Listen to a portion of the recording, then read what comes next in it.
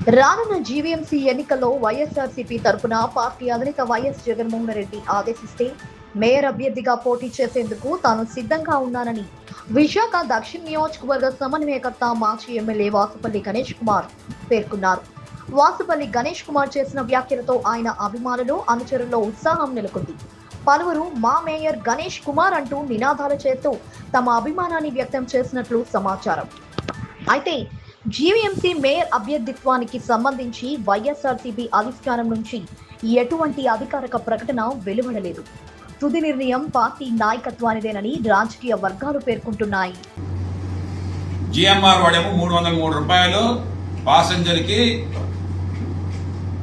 మన ఏపీ గవర్నమెంట్కి ఇస్తానని, అదే డిఓఐటీ అయితే 261 రూపాయలు ఇస్తామని చెప్పేసి, జీవీకే వాళ్ళు అంటే ముంబై నడుపుతున్నారు వాళ్ళు ఎయిర్పోర్ట్ ఇప్పుడు 207 రూపాయలు ఇస్తామని. అంటే అప్పుడు ఏంటంటే 303 రూపాయలు ఎక్కువ కదా మనకి, మన ఏపీకి ఇచ్చి వస్తుందని చెప్పి జనాలను పంపించడం కోసం చెప్పి వాడికి ఇచ్చారు జిఎంఆర్ గ్రూప్కి తెలివితేటలుగా. తర్వాత ఇప్పుడు కథ మొదలైందన్నమాట. ల్యాండ్ ఎక్విజిషన్ అంతా చేసి అన్నీ చేసి జగన్మోహన్ రెడ్డి గారు వచ్చిన తర్వాత కావాలనుకుంటే మనం ఏ రాజధాని ఆఫ్ ఇండియాకి వెళ్ళచ్చు, కానీ అప్పటికే జగన్మోహన్ రెడ్డి గారి మీద బాగా నిందలు వేస్తా ఉన్నారు, ఆపేస్తారేమో అని చెప్పేసి సరే ప్రొసీడ్ అయ్యారు. 1000 కోట్ల రూపాయలు ల్యాండ్ ఎక్విజిషన్ కి ఖర్చు పెట్టారు జగన్మోహన్ రెడ్డి గారు. 1000 కోట్లు స్వయానికి ఇచ్చారు, రిహాబిలిటేషన్ చేశారు. ప్రతి రిహాబిలిటేషన్కి ఏంటంటే 1 ఎకరం భూములకి 5 సెంట్లు భూమి ఇచ్చారు, 9 లక్షలు కట్టుకోవడానికి ఇచ్చారు. సో వాళ్ళందరూ అక్కడ ఉండే మత్స్యకారులు అందరూ హ్యాపీ అయ్యాయి.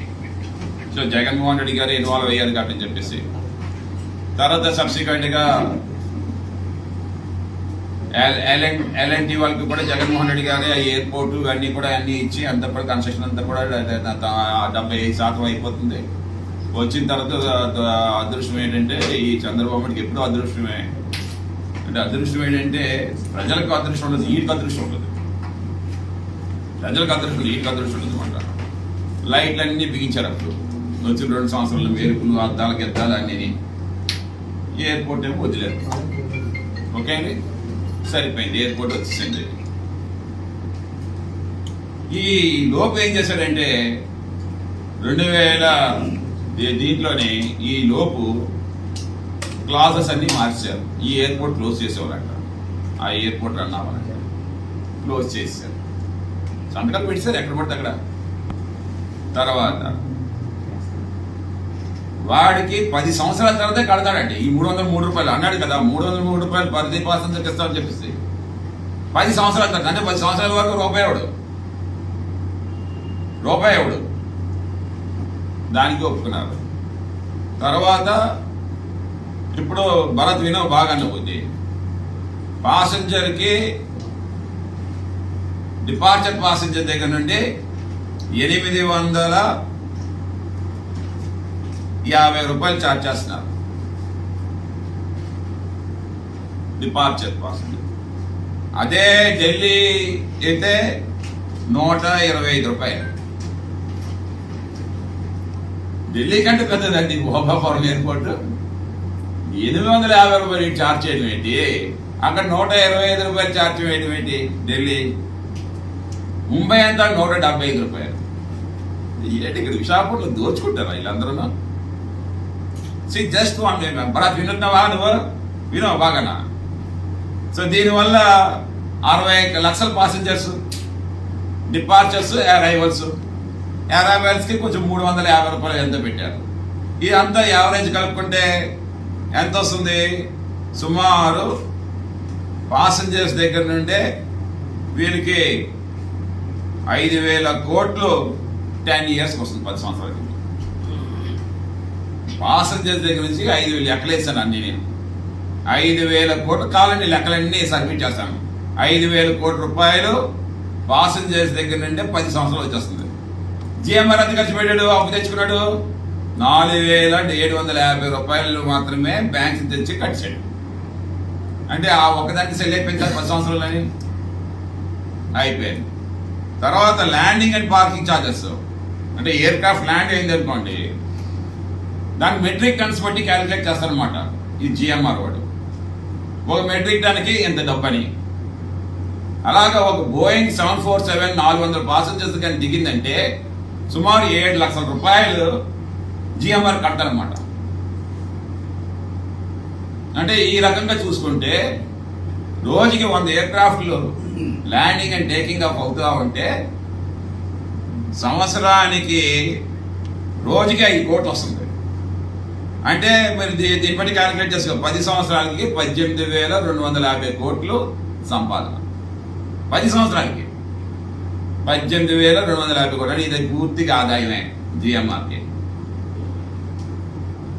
భరత్ వినో బాగానా.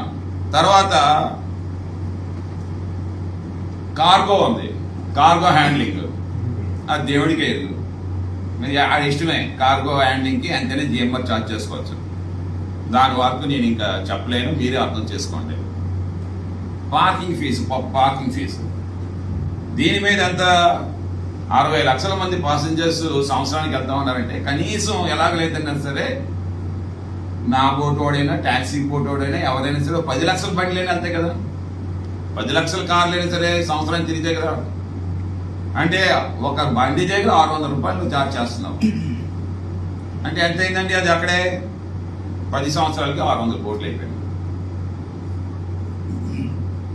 ఏమీ కాకుండా భరత్ చెప్పేస్తున్నాడు అన్నమాట, నెమ్మదిగా ఎక్కుతుంది అంటారు.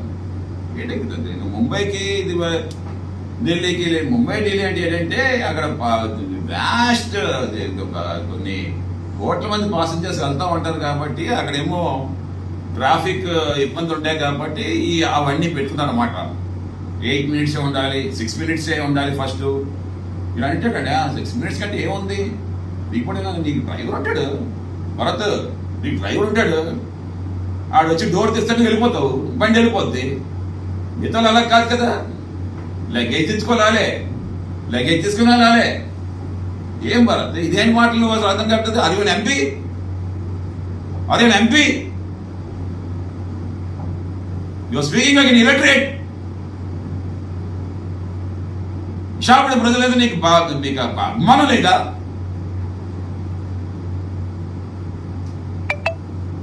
You are screwing the people of Visakhapatnam. అన్ని రకాలుగా ఇబ్బందులు పెడతా ఉన్నావు. ఆ రకంగా జిఎంఆర్కి ఎందుకు నీకు ప్రాఫిట్ ఇవ్వాలని చెప్పి అనుకుంటున్నావు? ముంబైలో ట్రాఫిక్ ఎలా ఉంటుంది, ఢిల్లీలో ట్రాఫిక్ ఎలా ఉంటుంది, భోగాపురంలోనేమో పార్కింగ్కి ఈ డబ్బులు ఏంటి నాకు అర్థం. మళ్ళీ సి క్లాస్ సిటీ అంటావు. ఇక్కడి నుంచి ఉద్యోగస్తులు వెళ్తే ఇక్కడ 13,000 అంటావు సి క్లాస్ సిటీ అని. మరి అక్కడ ఉద్యోగస్తులకి అయితే మాత్రం ఇది. సో అది ఇంకా తర్వాత మీకు తెలుసు, దాంట్లో retail shops, food and beverages. Okay, తర్వాత ఫుడ్ అండ్ బెవరేజ్ అంటే బీర్లు, వైన్లు, లిక్కరు అన్నీ అమ్ముతారన్నమాట. భరత బాగా వెళ్ళి తాగొచ్చు అక్కడ.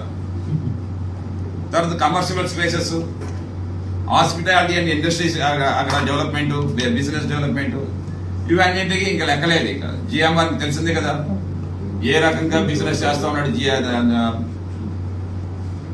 సో ఈ రకంగా చేయడం. తర్వాత మీకు తెలిసిందే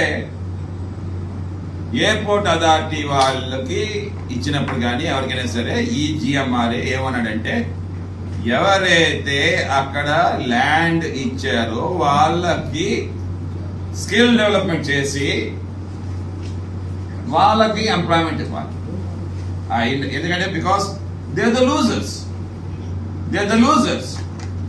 ఇక్కడ వస్తుంది ఏంటంటే మా మత్స్యకారులే భోగాపురం అంతా కూడా 13 గ్రామాలంతా కూడా నువ్వు వెకేట్ చేద్దా పూర్తి మత్స్యకారులు, ఇన్నసెంట్. బట్ పుణ్యమా అని చెప్పి వైఎస్ రాజశేఖర రెడ్డి, జగన్మోహన్ రెడ్డి గారి ద్వారా ఏంటంటే ప్రతి ఇంట్లో కూడా, మా ఇంట్లో కూడా ఓ డిగ్రీ చదువుకుంటాడు. మత్స్యకారులకి నువ్వేమో యాడ్ చేసినట్టుగా ఏమి నువ్వు ఉద్యోగం ఇచ్చామని చెప్పలేదు. Skill development. మీ ఇంట్లో ఎవరున్నారు రండి, మీ బ్లడ్ రిలేషన్.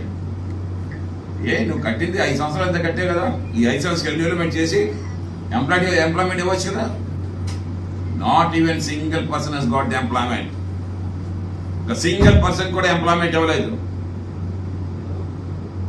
మరి ఏంటి ఇవి చేస్తామన్నారు కూటమి ప్రభుత్వం ఎంపీలు.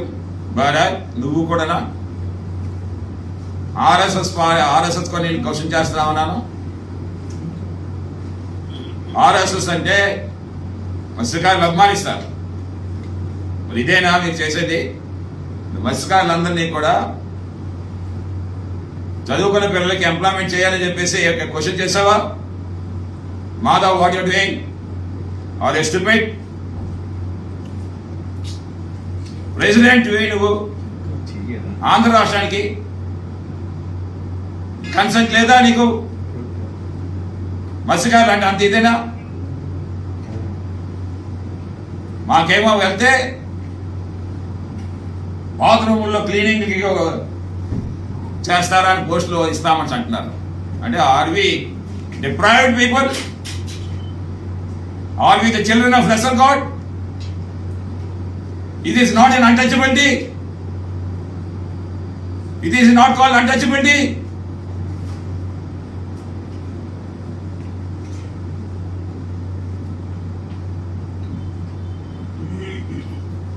It's all is Baba Saheb Ambedkar రాజ్యాంగానికి ఆశయాలకి తూట్లు పొడిస్తున్నారు అన్నమాట. అది చెప్పేవారు ఇప్పుడు కూడా. ప్రజలే they the crusaders of social injustice. Social industries ఎక్కడ జరుగుతుందో అక్కడ ప్రజలు తిరగబడతారు. ఆ తిరగబడే రోజులు వస్తా ఉన్నాయి. జాగ్రత్త పడండి. ఎన్ని రోజులు మీ గవర్నమెంట్ మీద నిల్చోదు. భోగాపురంలో ఎవరైతే ల్యాండ్ ఇచ్చారో కొన్ని వేల మంది మా మత్స్యకారులు, వాళ్ళందరికీ కూడా ఎంప్లాయ్మెంట్ జనరేట్ చేయండి. మీ ఏరోస్పేస్లో కానీ, మీ లాజిస్టిక్స్లో కానీ, లేదంటే మీ కార్గోలో కానీ prestigious job, dignified jobs for all the degree holder students by giving the skill development.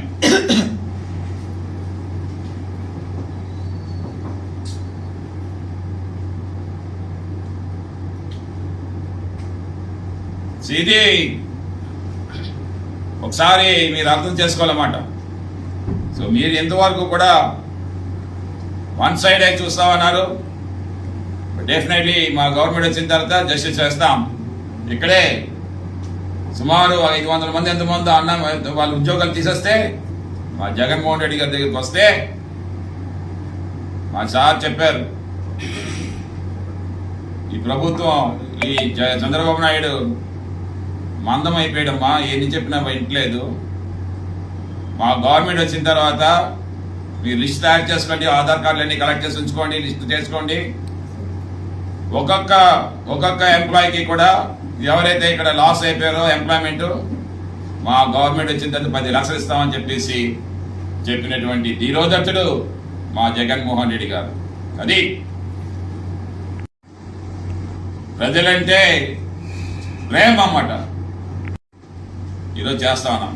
నేను అడుగుతాను పవన్ కళ్యాణ్ గారు, ఎందుకు ఇవన్నీ ఇంత అన్యాయం జరుగుతుంది క్వశ్చన్ చేయరు? నాకు అర్థం కావట్లేదు. ఎన్నో ఆశలు పెట్టుకున్నామే పవన్ కళ్యాణ్ మీద. పార్టీస్ వేరే అవ్వచ్చు కానీ సినిమాలు చూస్తాం కదా, సినిమాల్లో అతను చేసిన సినిమాలన్నీ కూడా క్వశ్చనీయరే. సమాజానికి ఏదో మెసేజ్ పంపించే మూవీసే కదా అన్నీ. ఆ రకంగా కదా ఎన్టీ రామారావు గారు, కృష్ణ, మీరందరూ వచ్చారు, మీ అన్నయ్య చిరంజీవి అందరూ కూడా. అందుకే కదా మీరేమో గ్రేట్ హీరోస్ అయ్యారు ఇవి ఆంధ్రప్రదేశ్కి. అందుకే కదా మీకేమో మ్యాండేట్ ఇచ్చింది ప్రజలు పరిపాలించని చెప్పేసి. క్వశ్చన్ ఎందుకు చేయరు? నాకు ఆశ్చర్యం. ఇప్పటికీ కూడా అసెంబ్లీలోకి వెళ్ళలేదు. ఇప్పుడు ఈ రోజు 3 క్యాబినెట్లకు వెళ్ళలేదు. అసెంబ్లీ అవుతుంటే వెళ్ళలేదు. ఏనుగులు ఉన్న దగ్గరికి వెళ్తాడు ఇతను. అంటే అసెంబ్లీలో ఏనుగులు లేవు, నక్కలు ఉన్నాయి, తోడేళ్ళు ఉన్నాయి.